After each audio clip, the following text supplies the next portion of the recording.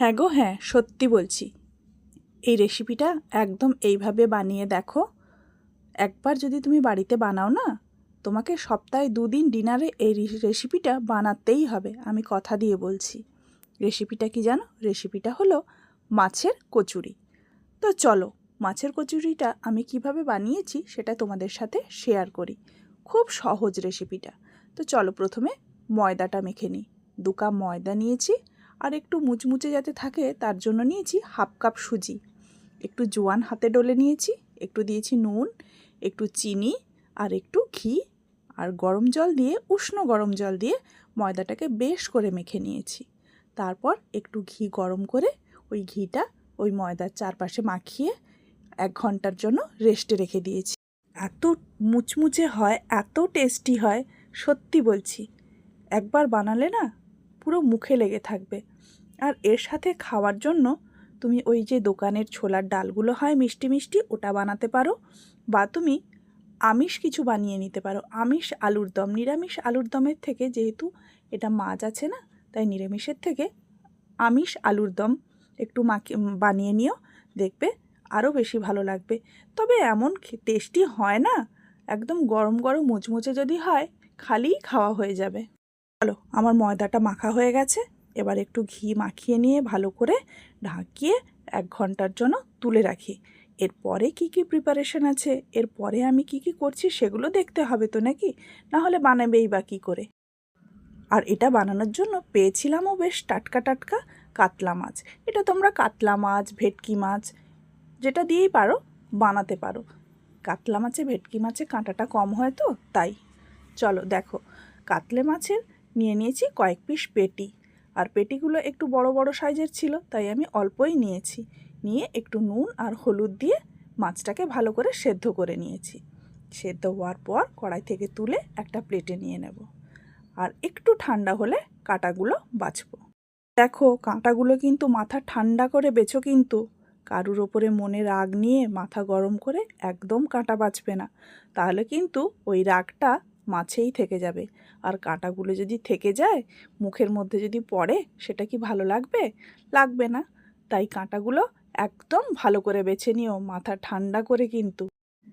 এদিকে তো আমি মাছের কাঁটা ছাড়াচ্ছি, আর ওদিকে আমি একটু পেঁয়াজ, কাঁচা লঙ্কা আর একটু রসুন ভালো করে চপারে ভালো করে একদম মিহি করে গ্রেট করে নিয়েছি, জানো তো। একদম চপড করা রসুন, পেঁয়াজ, আদা আর কাঁচা লঙ্কা, ওটা কিন্তু আমি একদম রেডি করে রেখেছি। তাই মাছের কাঁটাগুলো বেছে নিয়ে এবার ওই মাছটাকে আমি রেডি করব।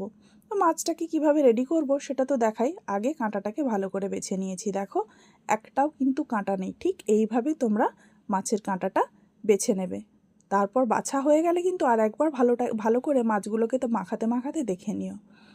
তারপর কড়াইতে ঘি গরম করে নেবে। ঘি গরম করে নিয়ে মাছগুলো ওই কড়াইয়ের মধ্যে দিয়ে দিও।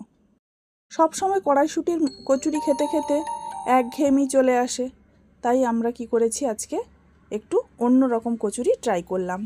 দেখি, ঘরে বাচ্চা আছে তো, বাচ্চারা একটু কচুরি খেতে ভালোই বাসে। আর সব সময় একঘেয়েমি কচুরি ছাড়িয়ে যদি আমরা একটু মাছের কচুরি বানাই, তাহলে কেমন লাগে।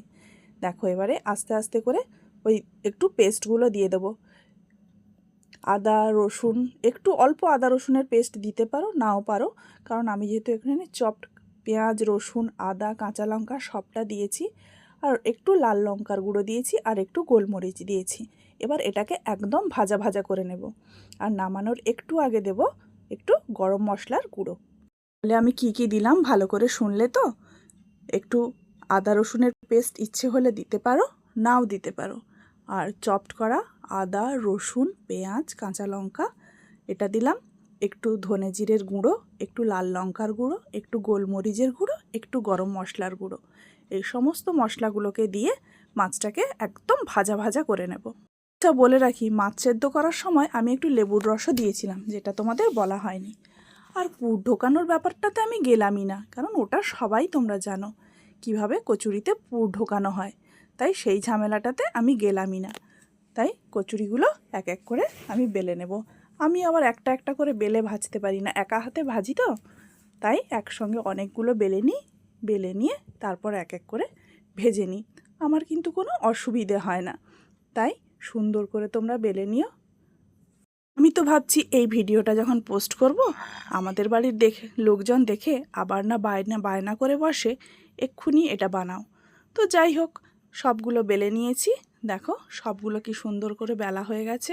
একটাও কিন্তু কচুরি ফাটেনি আমার। কচুরিগুলো খুব সুন্দর করে বেলে নিয়েছি, একটাও পুরো বেরোয়নি। এবার তেলটাকে কিন্তু খুব ভালো করে গরম করে নিতে হবে। তেলটা ভালো করে গরম করে নিলে কচুরিগুলো কিন্তু একদম তেলে বেগুনে রেগে গেলে মাথাটা গরম থাকলে যেমন মানুষ ফুলে যায়, কচুরিগুলো ঠিক সেইভাবেই দেখো একটার পর একটা ফুলে যাচ্ছে। প্রতিটা কচুরি কিন্তু টকটকে হয়ে ফুলেছে। মানে ভেবেছো আমি কতটা রেগে আছি? ঠিক মানুষ রেগে গেলে যেমন ফুলে যায়, লুচিগুলোও কিন্তু ঠিক সেইভাবেই প্রত্যেকটা ফুলে যাচ্ছে। আর ভেতরে কিন্তু পুর একদম ঠাসা আছে। যখন আমি ভাঙবো তোমাদেরকে দেখিয়ে দেব। অনেকটা করেই পুর দেওয়া যায়, কিন্তু একটু সাবধানে তোমরা বেলবে। এক এক করে কচুরি আমি সবগুলো ভেজে নিচ্ছি। তারপর সুন্দর করে গরম গরম তরকারির সাথে পরিবেশন করব। তাই তোমরাও কিন্তু যেদিন বানাবে সেদিন কিন্তু ভালো করে আগের থেকে তরকারিটা করে নিও, ঠিক আছে? আর যারা বানাবে আমার এই ভিডিওটা দেখে যদি বানিয়ে থাকো, অবশ্যই কমেন্ট করো। অবশ্য আমি এক দুজনের কাছ থেকে জেনেছি যে তারা রেসিপিটা জানতে চায়, তাই রেসিপির ভিডিওটা দিলাম। যারা জানতে চেয়েছিলে তাদেরকে তো এইভাবে বলে দেওয়া সম্ভব না, তাই আমি ভিডিওটাকে করলাম। ভিডিওটা করে রেসিপিটা সবার সাথে শেয়ার করলাম। এক দুজনের যারা জানার ছিল তারাও রেসিপিটা পেয়ে গেল। বলছি একদিন বানিয়ে দেখো, ছোট থেকে বড় সবার ভালো লাগবে। যেদিন যে মাছটা থাকবে সেটা দিয়েই বানিও। কাতলা থাকলে কাতলা, ভেটকি থাকলে ভেটকি। যেদিন পাবে বাজার থেকে মাছ আসবে সেদিন 2 পিস সরিয়ে রেখে দিও। একবার রেখে দিও, তারপরে দেখবে তোমায় আর বলতেই হবে না। দেখো কচুরিটা ভাঙছি। কচুরিটার মধ্যে কতটা মাছের পুর দেওয়া আছে, একটা কিন্তু ফেটে বেরোয়নি। দেখেছো, একটাও ফেটে বেরোয়নি। খুব সুন্দর কচুরিগুলো ফুলেছে। প্রত্যেকটা কচুরি দেখো খুব সুন্দর করে ফুলেছে আর পুরো মাছে ভর্তি। আর খেতে কেমন হয়েছে সে তো একটু তরকারিতে ডুবিয়ে নিলেই আর মুখে দিলেই বলতে হবে আহা।